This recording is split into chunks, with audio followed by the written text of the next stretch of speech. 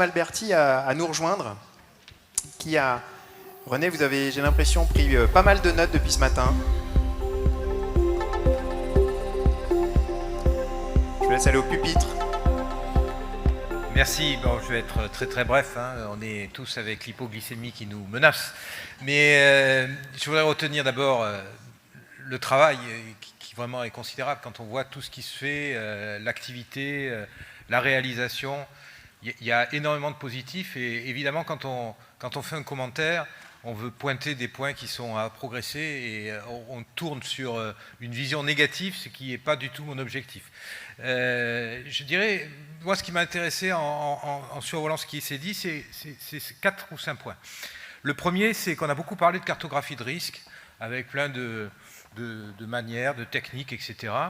Je voudrais vous dire que il y a des grands anciens, j'ai beaucoup travaillé dans le temps avec Alain Desroches, avec des gens qui ont travaillé avec les systèmes de navettes spatiales, de fusées, et on a beaucoup fait de bilan sur l'obsolescence des cartographies de risque. Alors pour la navette spatiale et pour un centre de lancement comme Kourou, sur lequel travaillait Alain Desroches, c'est 8 ans pour un cycle de revision de la cartographie, c'est-à-dire que quand vous faites une cartographie, elle est stable, et que vous avez 5% d'obsolescence en 8 ans.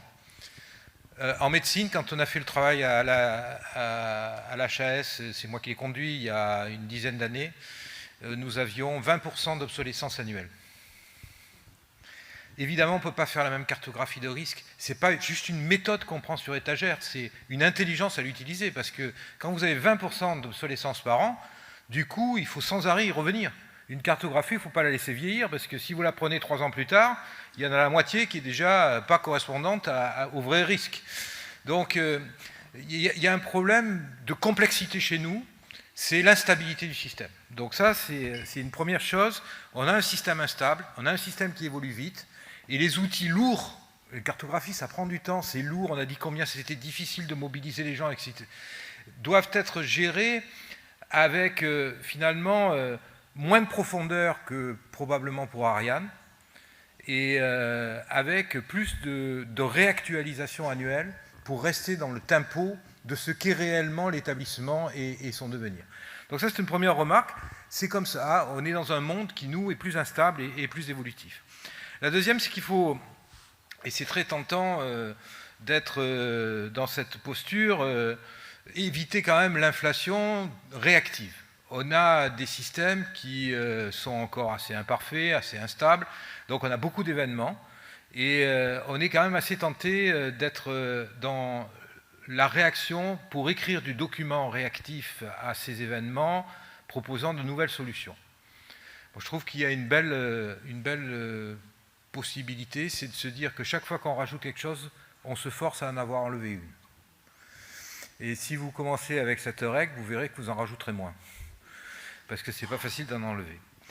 La troisième, ça a été dit par Sylvie Tellier, mais je le redis, dans les cartographies de risque, pour y revenir, on pense à plein de problèmes, et j'ai été surpris à la Haute Autorité de Santé de voir à quel point on ne pensait pas aux vrais problèmes, parfois, qui sont ceux de tous les jours, comme le fait qu'il manque 10% de personnel, c'est pas dans la carto, qui a des pannes électriques avec une non-disponibilité du document et qui a aussi des urgences. Je pense à des systèmes, par exemple, particuliers où j'ai travaillé avec les centres de chimiothérapie et non pas de radiothérapie, et où je leur disais, mettez-vous dans la situation que j'ai vu 3 fois dans l'année chez vous référencé, mais non objet de document, où vous avez une personne qui arrive parce qu'elle a oublié son rendez-vous d'hier ou pour des raisons les plus diverses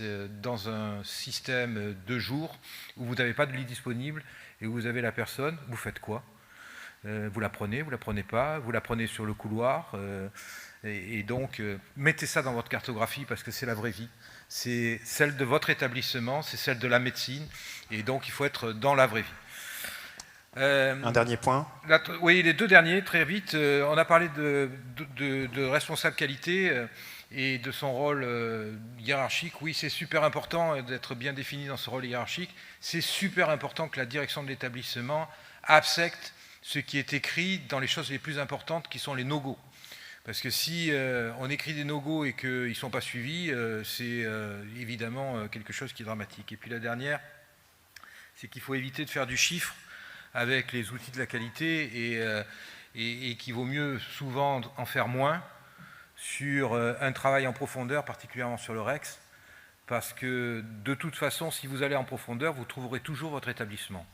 Donc il y a une racine que vous exploiterez toujours en regardant en fond, c'est votre établissement, et vous ne verrez plus les vagues de surface, mais vous verrez les vrais problèmes que vous avez au fond. Donc c'est très important d'avoir cette vision. Merci.